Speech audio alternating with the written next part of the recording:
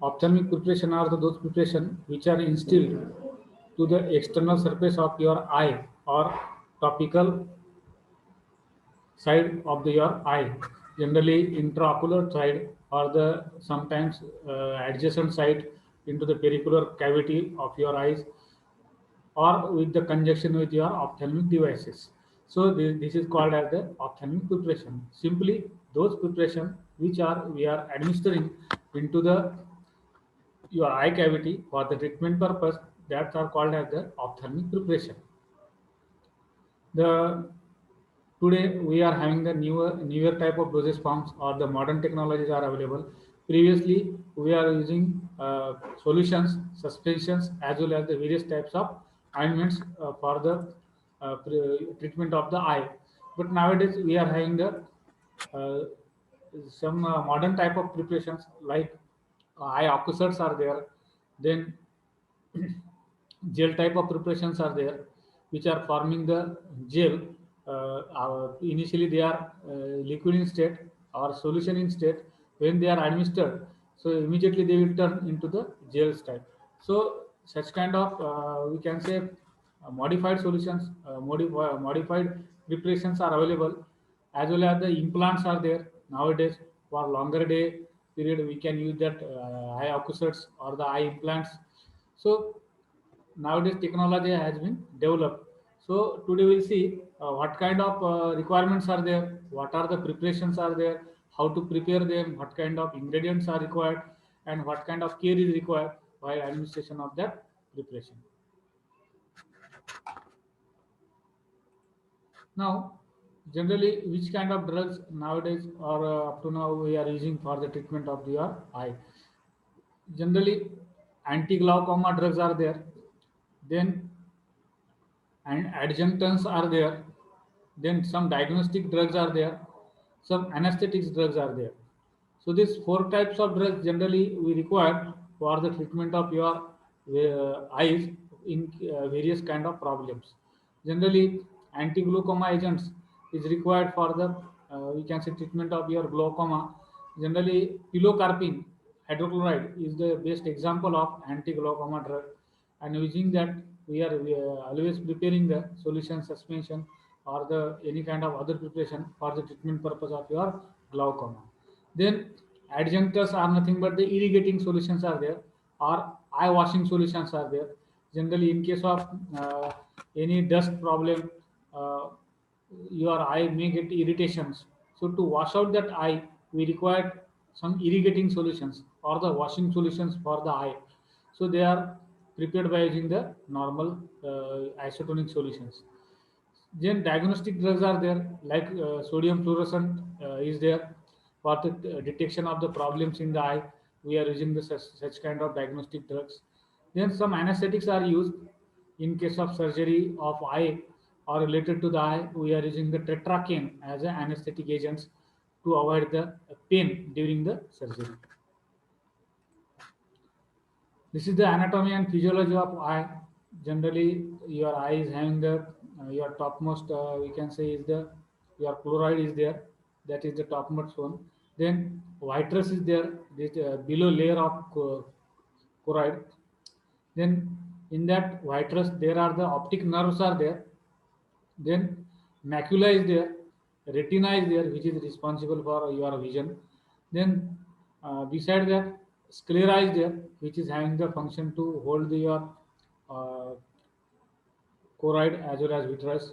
Then cornea is there, iris is there, which is having the we can say function of the reflection of your eye. Then pupil is there, which is having the uh, ability to contract and to dilate. Then lens are there for the vision purpose, and the conjunct, conjunctivas which are protecting your eyes. Then this is the we can say functions and use of each and every organ of your eye. I'm not going to explain this all this because it is already over in the first year. So just for your sake of convenience, I have shown this structure of your eye. Now, generally, when we are administering your drug into the your eyes.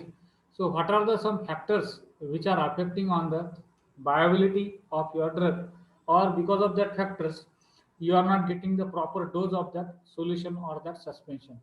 So these are the various factors. Generally they can cause the loss of your drug or loss of your solution when you are administering. So here one by one we'll see that factors. The gravity of your solution, it is also one factor. Then induced lacrimation or the tear formation, additional tear formation, that is also one factor. Then blinking reflexes of your eyes, that is also one factor. And normal tear turnover during your whole day, that is also one factor. Generally, normal volume of your tears is 1 microliter, 7 microliter, and when you are blinking your eyes, then it will increase the capacity of storing of the your dosage form. Generally, up to 30 microliter, we can store the extra dosage form into your eye, and generally without the drop volume of your preparation when you are administering the one drop, that is the 50 microliter. So when you are adding the generally drops into your eye, we used to add the minimum 2 or 3 drops. So one time you are taking the 50 microliter into the one drop, and if you are taking the two drop, then 100 microliter. And generally in your eye, normal tears are coming out because of the normal problem also. 7 microliter minimum tears are already present. And if you are adding the 2 or 3 drops, then already 7 microliter it is already present. So it requires the more capacity. Suppose you are trying to enlarge the capacity by blinking your eyes, little bit blinking. So it may cause the 30 microliter extra. So this is the requirement of your conditions of your eyes or eye drops and your eye cavity. Then after the administration of your drop, generally some lacrimal nasal drainage is occurred. Generally through your eyes, your drop may pass out, or your solution which is administered into your eyes, it may pass into the lacrimal glands, and it may cause the, you can say, wastage of your some amount of your dose. Then some corneal permeability problems are also there. When you are administering your drug or the solution into your eye, sometimes absorption may not fast in your eye. So whatever the solution is present in your eye cavity, so very little bit will be absorbed and remaining will be thrown out, or it will flow out with your tears. So this is also one problem. Because of that, your dose may be get lost. So I have shown here factors which are causing the poor viability of your dosage pump into your eye. So pure viability means what? When you are administering the dose into your eye, so 100% dose is not utilized inside your eye. So why? Because other factors are there. First factor is the uh, your protective mechanism of eye. It means you are always having the, we can say, blinking problem, as well as you will move your eye from one direction to the another direction, as well as the movement of your head. So because of that also, whatever the drop you have added into your eye cavity, so it will lose its little bit amount of that solution. Then generally we used to blink your eyes. Because of that blinking also, some amount of tear may get fall down. Then reflex lacrimation is there. Reflex lacrimation means what? As soon as we are adding the drop, because of the that liquid touch to your eye, it causes the reflex from your eye side, and it will cause the lacrimination or the development of the tears. So when you are adding the foreign liquid inside your eye, immediately your eye is giving the reflexes toward your administered dose of your liquid. So it is causing the formation of the tears, and because of that, your tears plus your dose, which you have added, so it requires the more capacity. So some amount of the dose may get flow down because of the lacrimal secretion. Another one is the some nasoclarymal drainage are there. Nasoclarymal drainage means what? When you are adding the some amount of dose into your eye cavity, so the some amount of dose in the form of liquid will be passed toward the nasal cavity in through the your eye itself. It means that administered dose is not properly absorbed by your eye cavity. Some amount is passes toward the nasal, so that dose or that drug which is administered is not utilized by your eye. So that's why you will not get the proper utilization of that administered dose. So here we are also having the loss of that drug. So first is the your protective mechanism. It means blinking of your eyes when you are administering your dose. Because of the blinking, we are losing the some amount of dose. Because of the reflex lacrimination, we are losing the some amount of dose, and because of the transmission of your administered dose toward the nasal cavity, here also we are losing our some amount of dose. Suppose you have administered the 3 drops, then surely 1 drop will be lost because of the blinking or the because of the reflex lacrimation or because of the nasocriminal drainage. So this is nothing but the, we can say, from the 3 drops only 2 drops are we are utilizing. It means only from 3 drop we are having the viability for the 2 drops. 1 drop is not having the viability. It means only 2 drops are utilized or it will have the action. So this is the because of the your protective mechanism of your eye. Now, another factor is related to the anatomy of the your eye. So, in the another factor that is the called as the barrier properties of your cornea. When we are administering the any drop into your eye, your cornea will not allow all the your solution inside your eye cavity, or some amount of drug only will be passed through your cornea and remaining will be we can say drop out from your eye, or it will not be absorbed. So this is also one factor. Because of that, whatever the dose you have administered into the eye cavity, that will not be fully utilized. Some amount of dose will be lost. So this is the, we can say, factors related to the your poor viability. Now, poor viability means what? Whatever the dose we have administered, it is not getting fully utilized inside your body. When we can say there is a poor viability to your drug. And suppose your drug is totally utilized, whatever the dose you have administered and it is totally utilized, then it is called as the 100% viability. So among the all the dosage forms, your injections, intravenous injections, are having the 100% viability, because all the dose is directly administered into the your bloodstream. That's why no loss of dose is occurred. That's why your IV preparations are having the 100% viability compared to the other type of dosage forms. So in the same manner, if you compare other preparations, so in the same in other preparation also some amount of loss will be there in case of your tablets, capsule, and ointments. Other topical preparations are there, powders are there. So no one dosage form is having the 100% viability. So only your IV preparations are having the 100% viability. Now the general requirements of your preparations.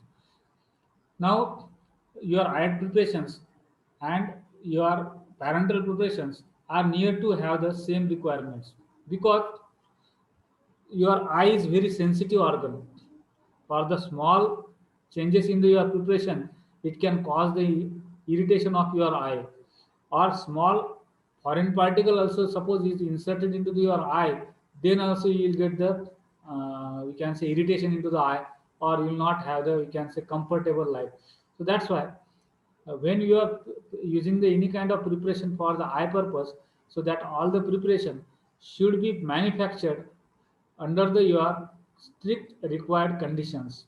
because as like as your parenterals, your ophthalmic preparations are also having the same rules and regulation. So the first requirement of your eye preparation is the sterility. Sterility is nothing but the absence of microorganisms.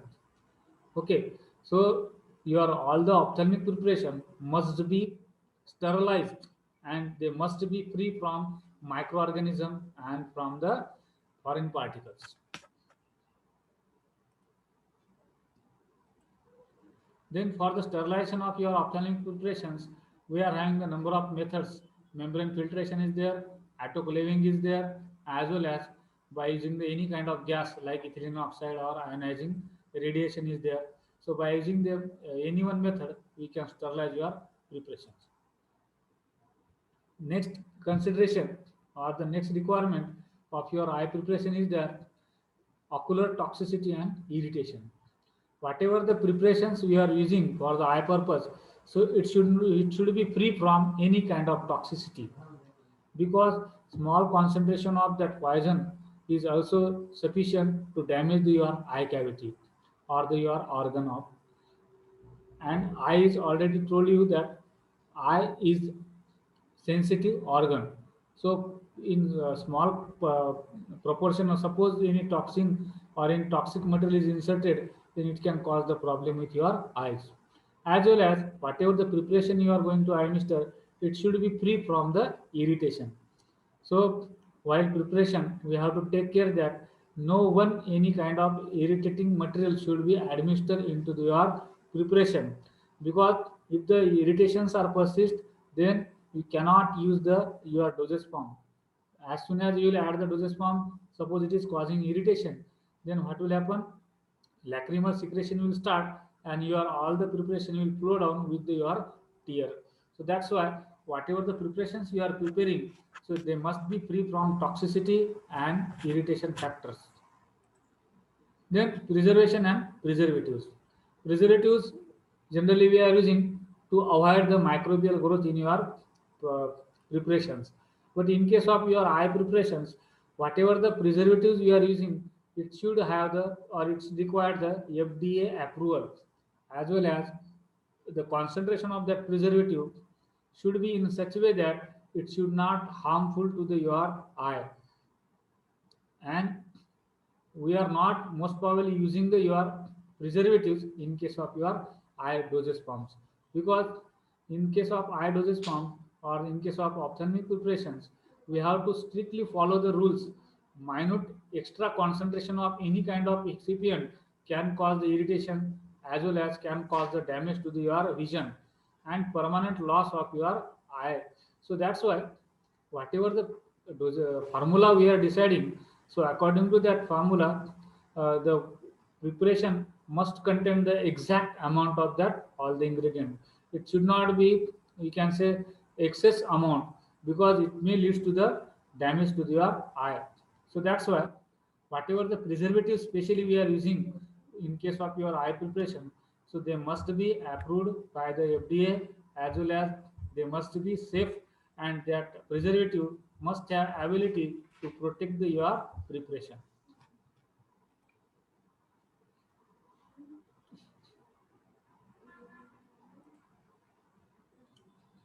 Generally, we are using the cationic wetting agents like benzalkonium chloride is the, we can say, choice of ingredient or the choice of preservative for the your eye preparations, and it is sometimes used in combination with the EDTA. Some other materials are there like phenyl mercuric nitrate, phenyl mercuric acetate. Then in case of your manufacturing environment of your preparation, when you are preparing your eye preparations, so the manufacturing environment should be maintained as like as your parental preparations. So it requires the aseptic area for the preparation of your eye preparations. Generally, in case of manufacturing environment, we have to administer ultraviolet lamps for the sterilization of that area where you are going to perform the preparation of your eye preparation, or the we are manufacturing your eye product. You require to add the your ultraviolet lamps for the sterilization of the air, as well as surface disinfection is also necessary. Whatever the tables, room, your doors, so that all those should be disinfected prior to preparation of your prior to start your production of the ophthalmic preparation. Then separate entrance should be there for your production area or the in case of your preparation area. Such kind of environment we have to maintain, as well as we have to avoid the contamination of the particulate matter. That is also most important one.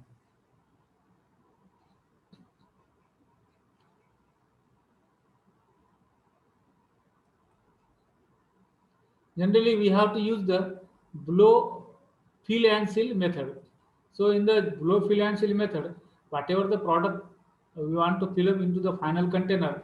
So first of all, you have to prepare your product. For example, suppose you are preparing any liquid, like solution you are preparing for the eye purpose, eye drop you want to prepare.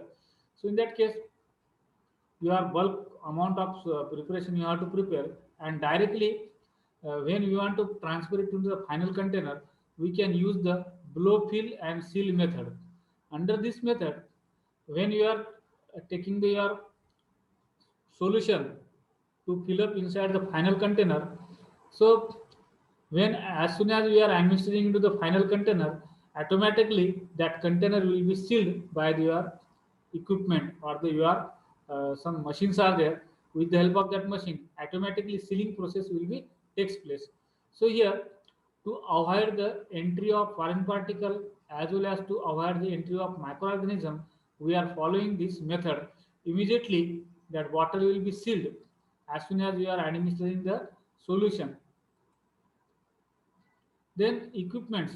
So regarding the equipments, whatever the equipments you want to use for the preparation of ophthalmic preparation, so that all the equipment should have good quality, and whatever the material you are using, like your steel or the plastic jars are there, as well as whatever the pumps you want to use inside the production area, so they should be free from corrosion. It means whatever the material you have chosen for the production purpose, so that all should be resistant toward the corrosion. Generally, stainless steel material is preferred for the manufacturing of your jars as well as the bigger pot. And then in the stainless steel apparatus only, we have to prepare the your ophthalmic as well as the your parental preparations, because stainless steel containers as well as the big pots are resistant to the corrosion, as well as whatever the equipments you are using, so they should be free from scratches as well as any kind of defect, and all parts as well as all the equipment should be polished prior to preparation of your ophthalmic preparation. Then whatever the preparations are containers are there, as well as the big instruments as well as equipments are there, so after the preparation of your eye product, so they should be cleaned properly and they should be dried properly. Preparation must be have the good corneal penetration. It means your preparation as soon as you are administering into your eye cavity, so it should be properly absorbed through the corneal membrane. Then only you will have the good viability. Then there should be a prolonged contact time with your corneal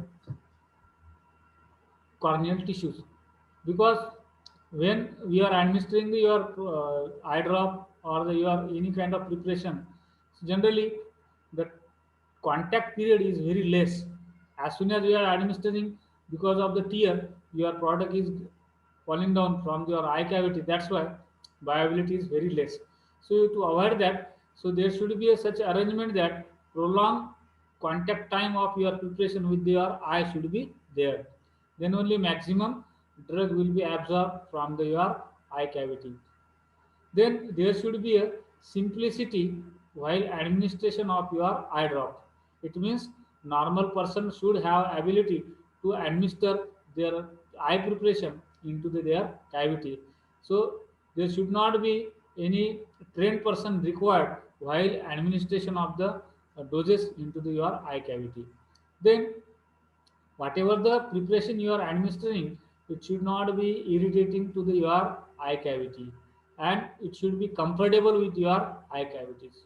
Then it should have the proper viscosity, and it should have the good stay time inside your eye cavity. So these are the requirements of your ideal ophthalmic preparations. Now, classification of ocular drug delivery system. Generally, for the eye preparations, they are divided into the liquid, semi-solid, and solid, as well as some special type of dosage form. So, in case of liquid preparations, we are having the eye drops like solutions, eye drops in the form of suspension, and some reconstituted powders are there, which are converted into the either suspension or the solution at the time of administration. Then we are having the sol to gel system. Generally, such kind of solutions are available which are converted into the gel, or generally they become viscous as soon as we are administering into the eye cavity. So it is due to the because of the temperature of your eye, or some enzymes present in your eye cavity, or because of the, we can say, pH of your tear. So that administered preparation will convert it immediately into the viscous gel. So this is kind of one liquid is also there. So it is called as sol to gel system. Then semi-solid preparation are also there for the ocular purpose or for eye treatment purpose. So that is ointments are there, as well as the plain gels are there, which are already gel in nature. Then solid type of ocular drug delivery system or the dosage forms are there. They are called as the ocular inserts.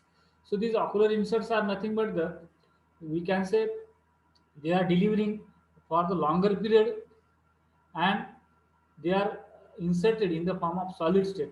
Like rings are there, generally they are administered inside your eye, and they will remain for the longer period, and slowly they will release the drug inside your eye cavity.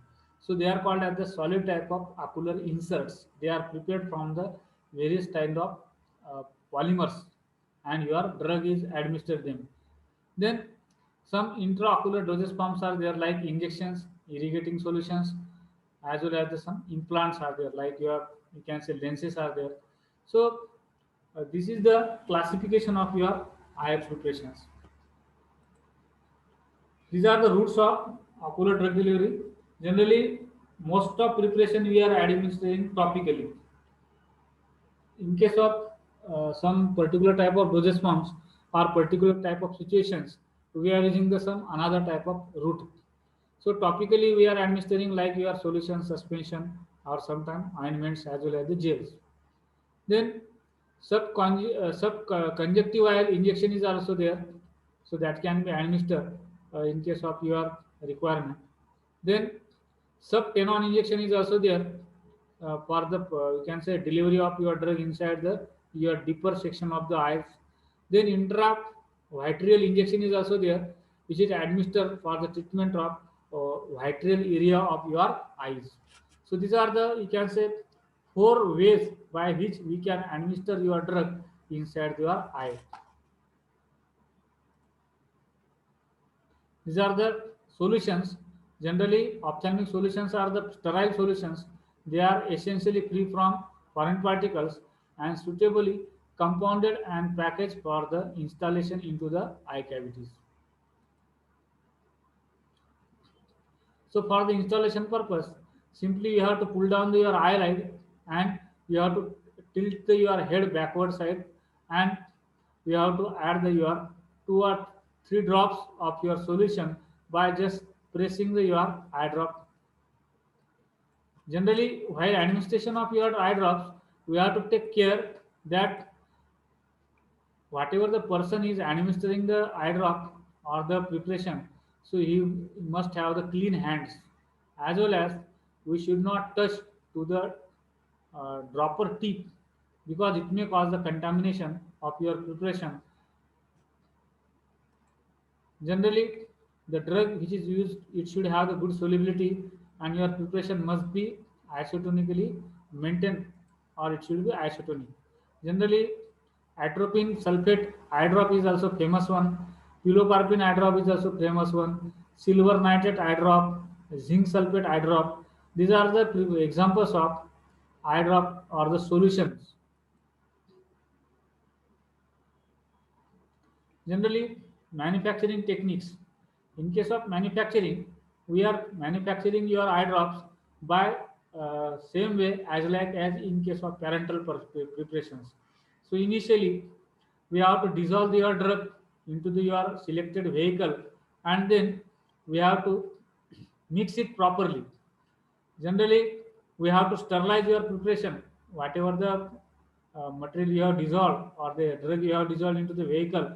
Then after that, solution we have to sterilize with the any suitable method, like autoclaving is there or the radiation sterilization is there.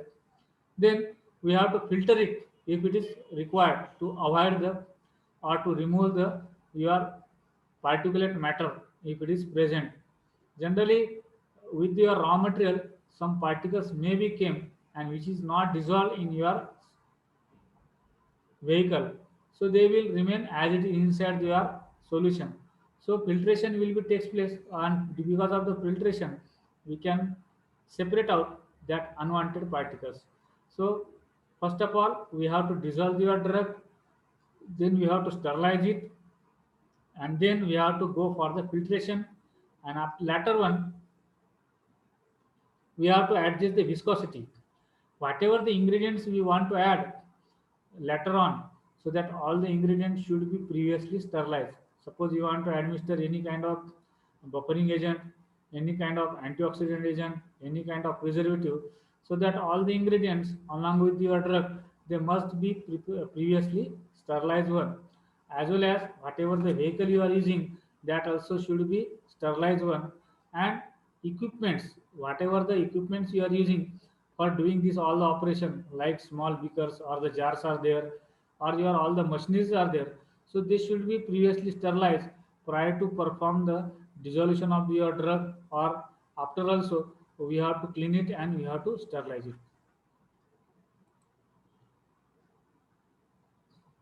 Generally, eye solutions are we can say having the we can say lots of advantage, that is very easy to administer and they are very easy to prepare, but along with there are some disadvantage. Generally, in case of your eye drop, when you are adding the solution in your eye drop and using a solution as eye drop, so this solution generally is having the very poor viability, because when you are administering that solution, because of the low viscosity, it is losing the 75% of the dose. So very poor viability is there in case of your eye solutions. Then suspension are there. So it is the another type of dosage form we are using for the treatment purpose. So these suspensions are prepared when your drug is not having the solubility in your suitable vehicle. So in that case, we are grinding the drug, and up to the 10 micron size, we have to ground out that drug, and then we have to mix it with your vehicle and we have to prepare the suspension. The same way, we have to go for the sterility or the sterilization of your that prepared suspension, and then we can add the remaining ingredients which are required on, like viscosity enhancer, buffering agent, and then after that we have to go for the administration of that preparation.